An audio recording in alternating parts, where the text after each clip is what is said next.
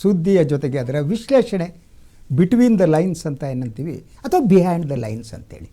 ಸುದ್ದಿ ಅನ್ನೋದು ನೋಡೋಕ್ಕೆ ಕಾಣುವ ಹಾಗೆ ಬ್ಲ್ಯಾಕ್ ಆ್ಯಂಡ್ ವೈಟ್ ಮಾತ್ರ ಆಗಿರಲ್ಲ, ಅದರ ಹಿಂದೆ ಹಲವು ಶೇಡ್ಸ್ ಇರುತ್ತೆ. ಅದನ್ನು ತಮಗೆ ತಲುಪಿಸುವುದೇ ಈ ಒಂದು ಮೆಗಾ ಫೋಕಸ್ನ ಉದ್ದೇಶ. ಇವತ್ತಿನ ಮೊದಲ ಸುದ್ದಿ ಭಾಳ ಇಂಪಾರ್ಟೆಂಟ್ ಆದ್ದು, ಒಂದು ರೀತಿಯಲ್ಲಿ ಸ್ಫೋಟಕ ಸುದ್ದಿಯನ್ನು ತೆಗೆದು ಬಂದಿದ್ದೀನಿ. ಅದು ಬಿ ಜೆ ಪಿಗೆ ಸಂಬಂಧಪಟ್ಟಿದ್ದು. ಬಿ ಜೆ ಪಿಯ ವರಿಷ್ಠರನ್ನು ರಾಜ್ಯ ಬಿ ಜೆ ಪಿ ಅಧ್ಯಕ್ಷ ವಿಜಯೇಂದ್ರ ಮತ್ತು ಪ್ರತಿಪಕ್ಷದ ನಾಯಕ ಅಶೋಕ್ ಅವರು ಭೇಟಿ ಮಾಡಿದ್ದು. ಸುದ್ದಿ ಅದಲ್ಲ. ಸುದ್ದಿ ಒಂದು, ಇವರಿಬ್ಬರೂ ಕೂಡ ಹೈಕಮಾಂಡ್ನ ಅವಕ್ರಪೆಗೆ ಒಳಗಾದದ್ದು. ಹೈಕಮಾಂಡ್ ಅಥವಾ ಬಿ ಜೆ ಪಿ ರಾಷ್ಟ್ರೀಯ ಅಧ್ಯಕ್ಷರು ಇವರಿಬ್ಬರನ್ನು ತರಾಟೆಗೆ ತೆಗೆದುಕೊಂಡಿದ್ದು. ಇದು ಸ್ಟೋರಿಯ ಫಸ್ಟ್ ಪಾರ್ಟ್ ಇದು. ಆದರೆ ವಿಜಯೇಂದ್ರ ಮತ್ತು ಅಶೋಕ್ ಅವರಿಗೆ ಹೈಕಮಾಂಡ್ ತರಾಟೆಗೆ ತೆಗೆದುಕೊಳ್ಳಿ ಅಂತ ಷಡ್ಯಂತರವನ್ನು ರೂಪಿಸಲಾಗಿತ್ತ. ಇಡೀ ವಿಧಾನ ಪರಿಷತ್ ಚುನಾವಣೆಯ ಹಿಂದೆ ಕಾಣದ ಕೈಗಳು ಕಾಣುವ ಕೈಗಳು ಕೆಲಸ ಮಾಡಿದ್ವಾ? ಬಿ ಜೆ ಪಿ ಒಳಗಿರುವ ವಿಜಯೇಂದ್ರ ಅವರ ವಿರೋಧಿಗಳೇನಿದ್ದಾರೆ ಅವರು JDSನ ಕುಮಾರಸ್ವಾಮಿ ಅವ್ರ ಜೊತೆ ಕೈ ಜೋಡಿಸಿದ್ರ? ಕುಮಾರಸ್ವಾಮಿ ಇಡೀ ಈ ಒಂದು ಘಟನೆಯ ಸೂತ್ರಧಾರರ? Very interesting questions. ಅದನ್ನು ನಿಮಗೆ ಹೇಳಕ್ಕೆ ಹೋಗ್ತೀನಿ. ಹೇಗೆ ಕುಮಾರಸ್ವಾಮಿಯವರು ಮತ್ತು ಬಿ ಜೆ ಪಿಯ ಒಳಗಿರುವಂತಹ ವಿಜಯೇಂದ್ರ ವಿರೋಧಿಗಳು ಇಡೀ ಒಂದು ಕಾರ್ಯತಂತ್ರವನ್ನು ರೂಪಿಸಿ ಹೈಕಮಾಂಡ್ ಇವರಿಬ್ಬರ ಮೇಲೆ ಬೇಸರಗೊಳ್ಳುವಂತೆ ಹೇಗೆ ಮಾಡಿದ್ರು ಅನ್ನೋದನ್ನು ತಮಗೆ ಹೇಳ್ತೀನಿ. ಅದಕ್ಕೂ ಮೊದಲು ನಿನ್ನೆ ಬೆಳವಣಿಗೆಯನ್ನು ಫಸ್ಟ್ ತಮ್ಮ ತಿಳಿಸ್ಬಿಡ್ತೀನಿ.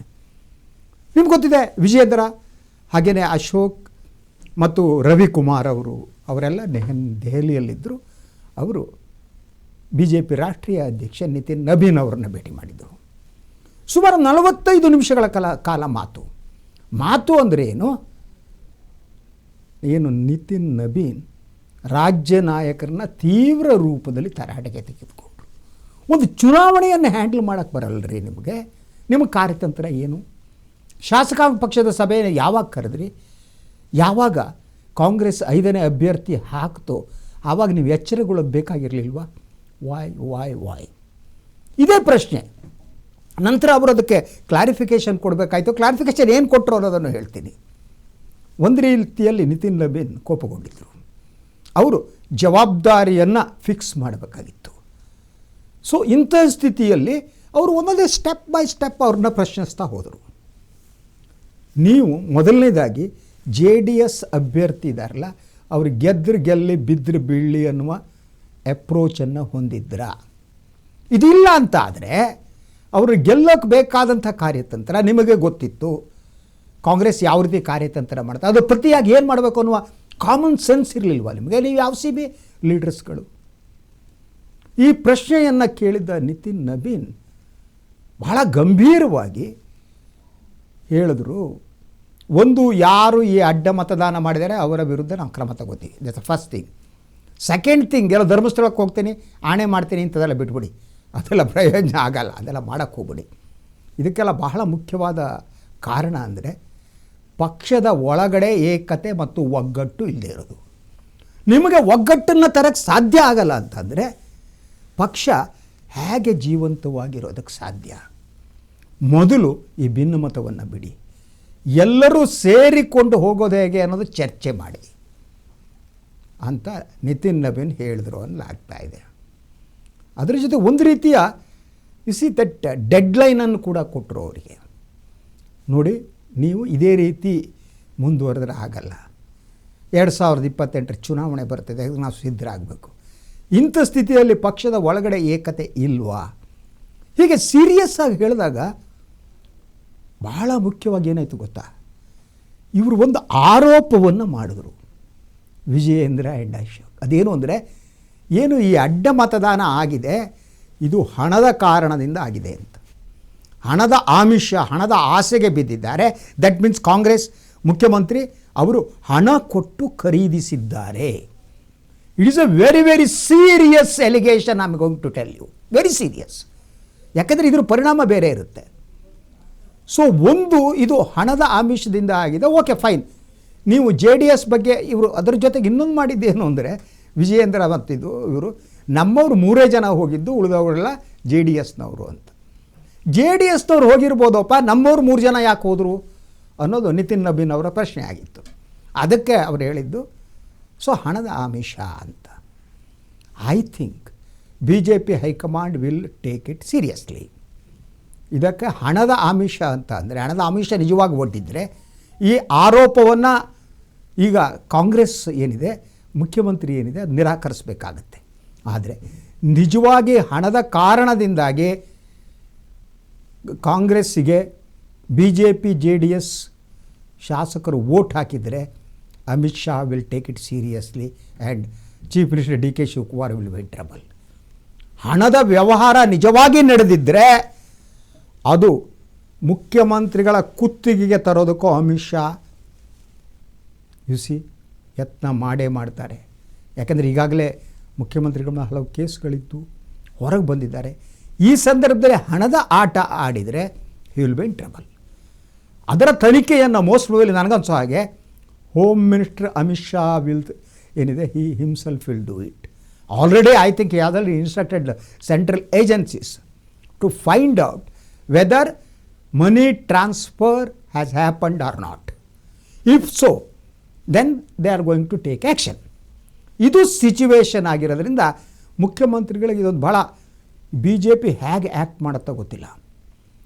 ಸೊ ಒಂದೊಮ್ಮೆ ಆಗಿದೆ. ಇನ್ನೊಂದು ಈ ಖರೀದಿ ಏನಿದೆ BJPಯನ್ನು ಹೊರತಾಗಿಲ್ಲ, ಕಾಂಗ್ರೆಸ್ ಹೊರತಾಗಿಲ್ಲ, ಬೇರೆ ಪ್ರಶ್ನೆ ಅದು. ಸೊ ಐ ಕಮಿಂಗ್ ಟು ಇದೊಂದು ಷಡ್ಯಂತರ ಅಂತ. ಸೊ ಉನ್ನತ ಮೂಲಗಳ ಪ್ರಕಾರ ಏನು ಅಭ್ಯರ್ಥಿಗಳನ್ನು ಹಾಕುವ ತೀರ್ಮಾನವನ್ನು HD ಕುಮಾರಸ್ವಾಮಿ ತೆಗೆದುಕೊಂಡ್ರಲ್ಲ, ಆ ಸಂದರ್ಭದಲ್ಲಿ BJPಯ ಒಳಗಿರುವ ವಿಜೇಂದ್ರ ಅಶೋಕ್ ಅವರ ವಿರೋಧಿಗಳ ಜೊತೆ ಅವರಿಗೆ ಸಂಪರ್ಕ ಇತ್ತು. He want to play his game. ಯಾಕೆಂದರೆ ಯಡಿಯೂರಪ್ಪ ಮತ್ತು ವಿಜೇಂದ್ರ ಅವರಿಗೆ ಬುದ್ಧಿ ಕಲಿಸ್ಬೇಕು ಅನ್ನೋದು ಸನ್ಮಾನ್ಯ ಕುಮಾರಸ್ವಾಮಿಯವರ ಉದ್ದೇಶ ಆಗಿತ್ತು. ಬುದ್ಧಿ ಕಲಿಸೋದು ಹೇಗೆ? ದಿಸ್ ಈಸ್ ದ ಥಿಂಗ್ ಅಂತ.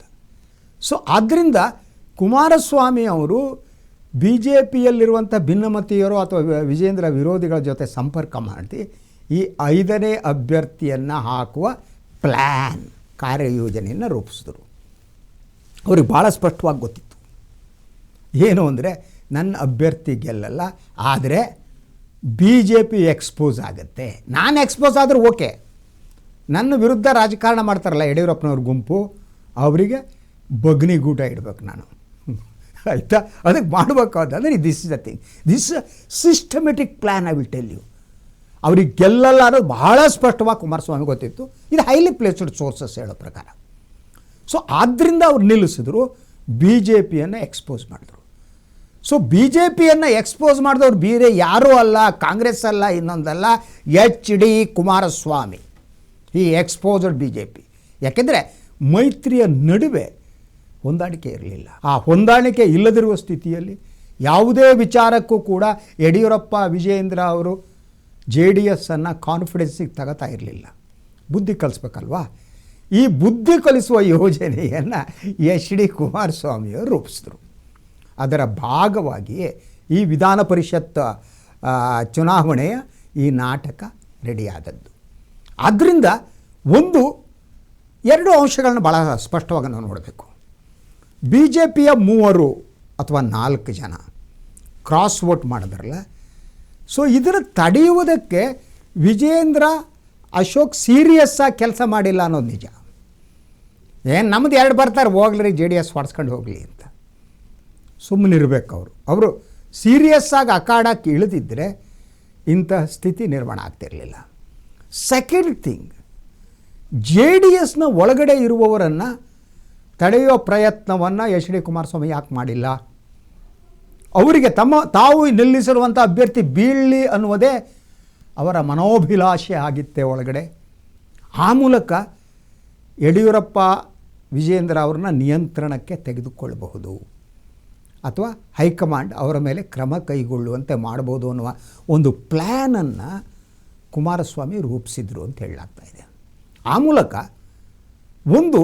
BJPಯ ಒಳಗಿನ ನಾಯಕತ್ವ ಬದಲಾಗಬೇಕು ಅನ್ನೋದೇನಿದೆ ಅದು ಕುಮಾರಸ್ವಾಮಿ ದೇವೇಗೌಡ ಕಂಪನಿಯ ಬಹುಮುಖ್ಯವಾದ ಒಂದು ಎಜೆಂಡಾ ಅಂತ. They tried that best. Kumaraswamy ಭಾಳ ಟ್ರೈ ಮಾಡಿದ್ರು. ಸೋಮಣ್ಣ ಅಂತಂದು ಕೂಡಿಸ್ಬಿಡೋಣ ಅಂತ ಟ್ರೈ ಮಾಡಿದ್ರು. ಸೋಮಣ್ಣ ಭಾಳ ಸಂದರ್ಭದಲ್ಲಿ ಏನಾಗುತ್ತೆ ಅಂದರೆ ಅವರು ಲೀಡ್ರ್ ಅಂತಲೇ ಅನಿಸಲ್ಲ ಪಾಪ. ಅವರು ಭಾಳ ಲೋ ಲೆವೆಲಿಂದ ಬಂದವರಲ್ವ.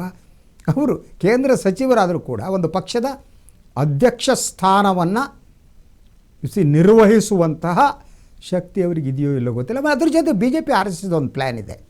ಅವರಿಂಥ ಪ್ಲ್ಯಾಂಟ್ಗಳನ್ನು ಒಪ್ಪಲ್ಲ. ಕುಮಾರಸ್ವಾಮಿಯವರು ಇಂಥವರೇ ಅಧ್ಯಕ್ಷರಾಗಬೇಕು ಅಂತ ಹೇಳಿದರೆ ಅದನ್ನು BJP ಆಗಲಿ RSS ಆಗಲಿ ಒಪ್ಪಲ್ಲ. ಅವ್ರು ಹೇಳಿದ ತಕ್ಷಣ ಅವ್ರ ಕ್ಯಾಂಡಿಡೇಟನ್ನು ರಿಜೆಕ್ಟ್ ಮಾಡ್ತಾರೆ. That is the way of BJP and RSS politics. So ಅದರಿಂದ ಅಲ್ಟಿಮೇಟ್ಲಿ ಏನಾಯಿತು ಕುಮಾರಸ್ವಾಮಿ ಅವರಿಗೆ?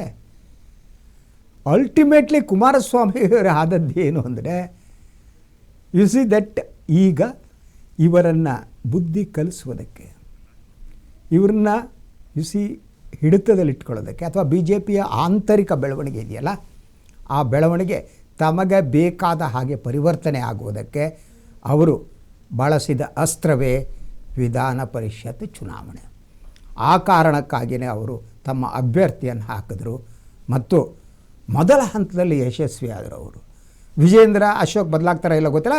ಕೆಲವು ಮೂಲಗಳ ಪ್ರಕಾರ ಹೈಕಮಾಂಡ್ ಜಾಸ್ತಿ ಸೀಟ್ ಮಾಡ್ಕೊಂಡಿದ್ದು ಅಶೋಕ್ ಅವ್ರ ಮೇಲಂತೆ. ಯಾಕಂದರೆ ಅವರು ಶಾಸಕಾಂಗ ಪಕ್ಷದ ನಾಯಕರು.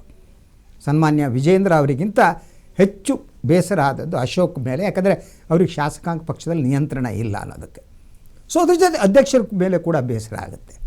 ಅಂದರೆ ಇಡೀ ಈ ಪ್ರಕರಣದಲ್ಲಿ JDSನ ಕ್ಯಾಂಡಿಡೇಟ್ ಬಿದ್ದರು. ಆದರೆ ಒಂದು ಹಂತದಲ್ಲಿ ಕೇಂದ್ರ ಸಚಿವರಾಗಿರುವಂಥ ಕುಮಾರಸ್ವಾಮಿ ಗೆದ್ದರು. ಅವ್ರಿಗೆ ಯಾರಿಗೆ ಹಿಂದ್ಗಡೆ ಬಗ್ನಿಗೂಟ ಹಾಕ್ಸ್ಬೇಕಾಯ್ತೋ ಅದನ್ನ ಹಾಕಿಸಿ ಸಂತೋಷ ಪಡುವ ಸ್ಥಿತಿ ನಿರ್ಮಾಣ ಆಗಿದೆ. ಇನ್ನೇನಾಗುತ್ತೆ ನೆಕ್ಸ್ಟು? BJP ಏನಾದರೂ ಸೀರಿಯಸ್ ಆಗಿ ಆ್ಯಕ್ಷನ್ ತಗೊಂಡು ಅಧ್ಯಕ್ಷರನ್ನ, ಪ್ರತಿಪಕ್ಷದ ನಾಯಕರನ್ನ ಬದಲು ಮಾಡ್ತಾರೆ? ಹೇಳೋದಕ್ಕಾಗಲ್ಲ, ರಾಜಕಾರಣದಲ್ಲಿ ಹೀಗೆ ಆಗುತ್ತೆ ಅಂತ. ಬಟ್ ಅದ್ರ ಜೊತೆಗೆ ಇಡೀ ಈ ಪ್ಲ್ಯಾನ್ ಇದೆಯಲ್ಲ, ಈ ಪ್ಲ್ಯಾನು BJP ಹೈಕಮಾಂಡ್ ಅವರಿಗೂ ಗೊತ್ತಿದೆ ಅಂತ.